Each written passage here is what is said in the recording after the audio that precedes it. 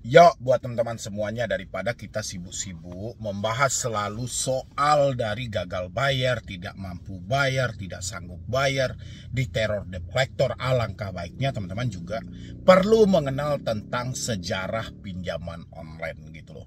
Pinjol apa yang masuk pertama sekali ada di Indonesia ini, dan habis itu kapan dan di tahun berapa, kapan mulainya aturan OJK diterbitkan, dan pinjol apa yang paling pertama berstatus legal ada di Indonesia.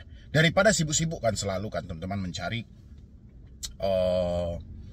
gimana nih bang, saya galbay, saya tidak mampu bayar, aman nggak, ada DC nggak, ini segala macam nggak, macam-macam versi yang teman-teman sampaikan. Daripada kita menyibukkan diri dengan hal-hal yang seperti itu, yang rasa saya ya tidak akan ada habisnya, yang mana ya kenyataannya Anda sudah tidak mampu, sudah tidak sanggup, ya sudah selesai sampai di sana gitu loh. Namanya orang sudah tidak mampu, tidak sanggup, apapun konsepnya, ya tetap aja dia tidak akan mampu bayar. Kan mereka sudah bilangin tidak sanggup gitu loh ya. Dan ini saya mau ceritakan buat teman-teman semuanya, pinjol yang paling tertua ya, kalau bisa dibilang sesepuh lah mereka gitu loh, ada di Indonesia. Dan satu di antaranya nanti itu sudah diblokir teman-teman semuanya. Ya, salah satu dari mereka yang pinjol yang cukup lama ada di Indonesia itu sudah diblokir, dan satu lagi pinjol yang cukup lama juga sedang bermasalah. Nanti akan masuk ke sana, tapi seperti biasa buat teman-teman semuanya yang belum mensupport channel ini, boleh disupport dulu, karena supportan dan dukungan Anda menjadikan channel ini makin berkembang dan saya makin semangat memberikan motivasi dan edukasi. Pinjol yang paling pertama ada di Indonesia dan hadir lebih awal di tahun 2015 yaitu CoinWalk. Ya, CoinWalk teman-teman kenal semuanya? Pasti kenal dong. Dan dia juga telah berizin di OJK, telah terdaftar dan fintech juga, dan mereka bukan pinjol ilegal gitu loh. CoinWalk gitu loh ya. Jadi dia itu sudah resmi ada di Indonesia dan hadir di Indonesia sejak 2015, dan ini sejarahnya ya. Perusahaan pinjaman online atau pinjol di Indonesia yang tercatat adalah CoinWalk pada tahun 2015. Namun aturan terkait pinjol baru dirilis pada tahun 2016 oleh Otoritas Jasa Keuangan OJK melalui peraturan OJK nomor 77 2016. Ya, jadi muncul dulu pinjol CoinWalk ini, baru diikuti dengan aturan OJK habis itu di 2016. Ini belum ada AFPI, belum ada Asosiasi Fintech Pendanaan Bersama Indonesia. AFPI itu paling 5 tahun belakang baru muncul gitu loh.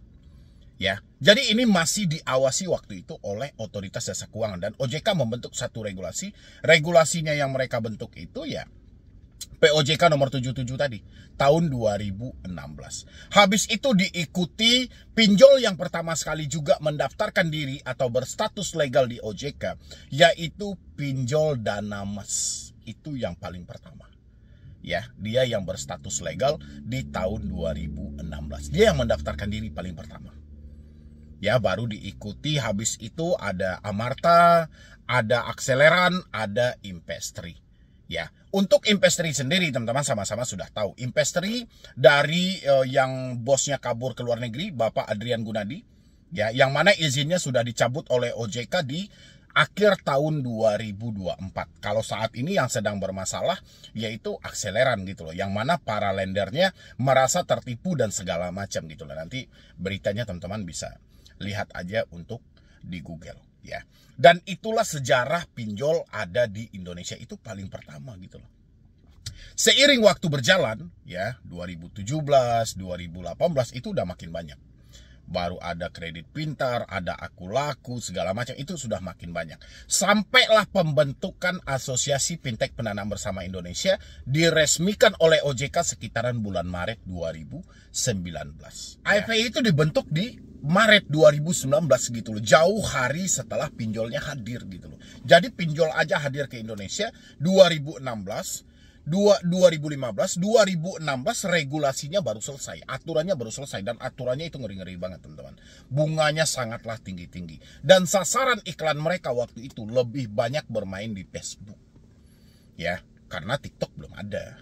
Ya kan, lebih banyak mereka bermain di Facebook. TikTok pun juga dikenalkan baru-baru ini aja gitu loh. Baru diiringilah pinjol-pinjol yang lainnya. Dulu waktu mereka masuk ke Indonesia tujuannya sangat baik. Tujuannya untuk menjangkau masyarakat yang tidak terjangkau oleh UMKM ya, atau bank-bank konvensional ya, UMKM yang tidak terjangkau oleh bank-bank konvensional, biar ada kesetaraan. Tapi seiring waktu berjalan makin gila teman-teman semuanya. Yang tujuan awal mereka sasarannya untuk kita yang ada di desa, yang sulit dijangkau oleh bank-bank konvensional, malah sekarang sasaran dari pinjol itu terjadi di perkotaan. Ya, baru diikuti, mulailah semuanya tuh muncul POJK 77, habis itu muncul lagi POJK 2019, muncul sekalian P2P lending, wajib menagih 90 hari. Kalau di negara Cina mereka bentuk P2P lending, pinjolnya banyak yang berguguran. Ya, langsung pinjolnya tidak mampu lagi untuk beroperasi di negara itu sendiri gitu loh. Ya, sehingga para pinjol itu melompatlah ke Indonesia. Kan itu yang paling banyak tuh, berstatus ilegal, bahkan legal sendiri pun juga banyak lah gitu loh ya kan. Barulah bermuncul-munculan kasus. Saya masih ingat itu 2018 atau 2017 Cina menerbitkan P2P lending. Pinjolnya berguguran. Indonesia membentuk dengan hal yang sama, dikeluarkan juga POJK-nya. P2P lending, tapi pinjolnya subur. Sampai sekarang subur.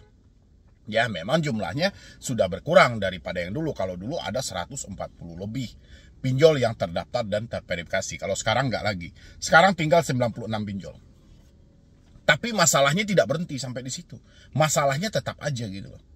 Ya, seiring waktu berjalan baru sampai ke sini, AFPI pun juga sudah mulai sibuk mengambil aturan dan segala. Padahal AFPI di bawah naungan Asosiasi Fintech Penanam Bersama Indonesia. Otomatis segala keputusan itu ke OJK gitu. Padahal AFPI ini bentukan dari Otoritas Jasa Keuangan. Otomatis segala keputusan itu harusnya OJK yang mengambil dalam hal itu. Mereka kan cuma mengikuti aja gitu loh. Kenapa mulai sekarang ini OJK malah sibuk melempar urusan itu gitu loh. Jadi apapun masalahnya OJK seakan tidak mau menangani, tapi lebih melempar nih ke AFPI aja lah, lebih tepat. Padahal OJK yang membentuk AFPI ini, dia yang meresmikan di sekitaran bulan Februari atau Maret, saya lupa juga. Nanti teman-teman bisa cek aja sejarahnya gitu loh. Ya. Makanya sekarang itu makin aneh, aturan itu makin aneh. Setelah diterbitkan, habis itu barulah 2023 diangkatlah ketua atau bos besar yang baru dari Asosiasi Fintech Pendanaan Indonesia ini, diambillah Bapak Ejik tadi. Bapak Ejik ini adalah CEO dari Dana Rupiah. Ya, itulah yang berjalan sampai 2026 nanti gitu loh. Dan rasa saya mulai dari munculnya pinjol, sampai ada aturannya, sampai ada status legalnya, sampai ada penerbitan AFPI, sampai pergantian bos AFPI, dan sekarang lah mulai kacau gitu loh. Kacau semuanya, kacau gitu loh. Memang pinjol ini dari dulu memang sudah kayak gitu juga gitu, tapi makin kesini makin parah sebenarnya gitu loh. Jadi asal teman-teman tahu, pinjol yang paling pertama ada di Indonesia itu Coinworks gitu loh. Baru diiringi dengan Danamas, Amarta, Impesri, Akseleran. Itu pinjol-pinjol tertua semuanya gitu. Tapi Impesri kan sudah tidak ada lagi, Akseleran sedang bermasalah. Ya, teman-teman harus paham tuh. Jadi kalau ada orang nanya, kapan pinjol hadir di Indonesia? 2015. Kapan adanya aturan tentang pinjol? 2016. Kapan AFPI dibentuk? 2019. Ya. Kapan bos AFPI terbaru diangkat? 2023. Apa yang terjadi tentang pinjol? Tetap memiskinkan rakyat Indonesia. Tidak berubah visi misinya gitu loh. Ya, itu visi misinya gitu. Makanya ibu anggota dewan itu menyampaikan, ya kalau bisa AFPI jangan dong bentuk-bentuk regulator dan segala macam.